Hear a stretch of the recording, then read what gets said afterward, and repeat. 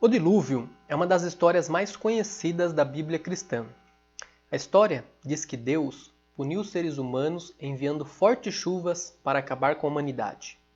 Nesse vídeo, vamos analisar algumas hipóteses sobre uma chuva nessa proporção ter acontecido na área mencionada, influências do mito bíblico e por que é comum essa narrativa em outras culturas. Vamos começar analisando o período histórico em que o Gênesis foi escrito. O consenso geral aponta que o período pós-exílio dos judeus na Babilônia, em torno do século V antes da Era Comum. Você pode assistir ao episódio sobre a Babilônia no card desse vídeo.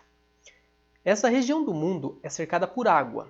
Temos os rios Tigres e Eufrates, responsáveis em épocas de inundação pela agricultura, além do Golfo Pérsico. O conto do dilúvio, antes de constar na Bíblia, esteve presente nas histórias da Suméria e Babilônia. A epopeia de Atracaces fala do dilúvio 1000 anos antes do Gênesis ser escrito. A epopeia de Gilgamesh, também de origem suméria, fala de um dilúvio. Os hebreus já possuíam contato com os povos da Mesopotâmia.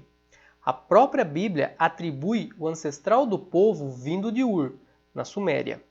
Porém, é provável que as influências textuais tenham acontecido após os sacerdotes judeus retornarem da Babilônia e terem maior contato com a mitologia deles. Por essa influência, podemos concluir que o dilúvio não foi algo presenciado pelos hebreus, mas poderia ter acontecido com os sumerianos? Além da Suméria, os gregos, os chineses, astecas e até tribos indígenas brasileiras têm contos sobre o dilúvio. A multiplicidade de relatos seria uma prova de que aconteceu um dilúvio universal, como dizem alguns? Não. Se um dilúvio tivesse destruído todo o mundo, não haveria multiplicidade de relatos, pois somente um povo teria sobrevivido. Vamos supor que fosse aquele que escreveu o relato da Bíblia. Ninguém a milhares de quilômetros de distância poderia ter registrado o fato, pois estaria morto. A multiplicidade de relatos não comprova que houve um dilúvio universal. Demonstra outro fenômeno. Dilúvios continuam a acontecer no mundo. Só em 2022, 11 estados brasileiros sofreram enchentes e alagamentos devido à chuva forte. O relato de um povo que viveu há mais de 3.000 anos à margens de rios e mares, um período forte de chuva é capaz de gerar tamanha destruição que o momento passa a ser registrado em sua história. Milhares podem ter morrido, ficado desabrigado. Todo esse caos passa a representar o fim do mundo deles. Por isso, o dilúvio relatado marca como um novo começo do mundo, porque foi isso para aquelas pessoas. Isso explica também a multiplicidade de relatos ao redor do mundo. Foram povos que viveram em momentos diferentes do tempo e locais diferentes, que passaram por uma grande catástrofe natural, capaz de marcar gerações e tornar-se uma história transmitida de pais para filhos. Vamos analisar o descrito na Bíblia sobre o dilúvio e suas possibilidades de acontecer no mundo natural. A própria Bíblia diverge no conto.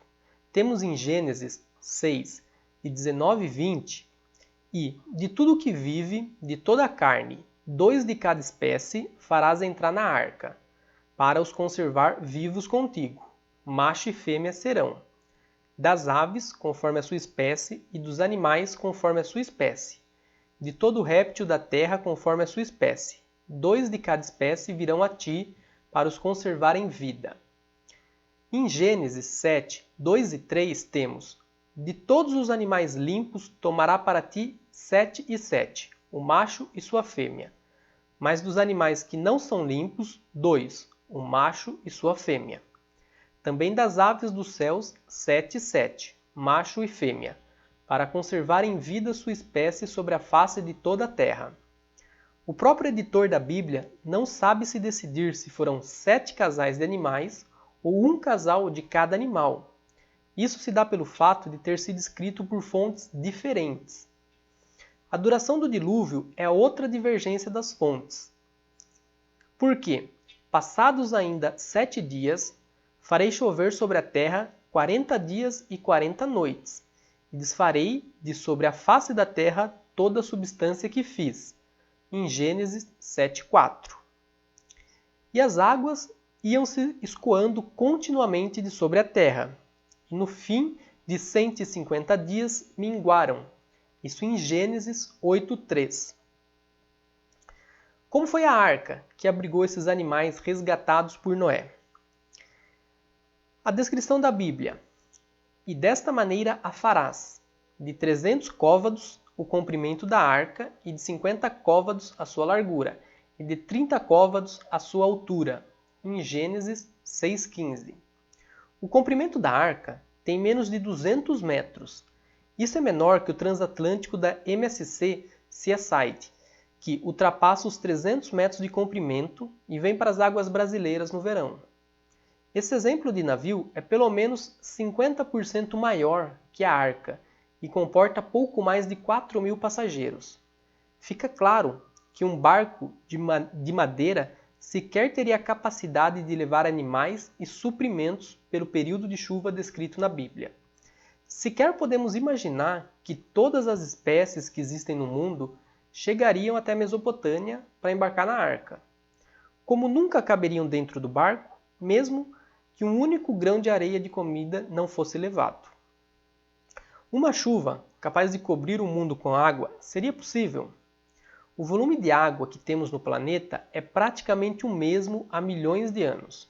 Assim, se o mundo fosse alagado, ainda permaneceria alagado atualmente.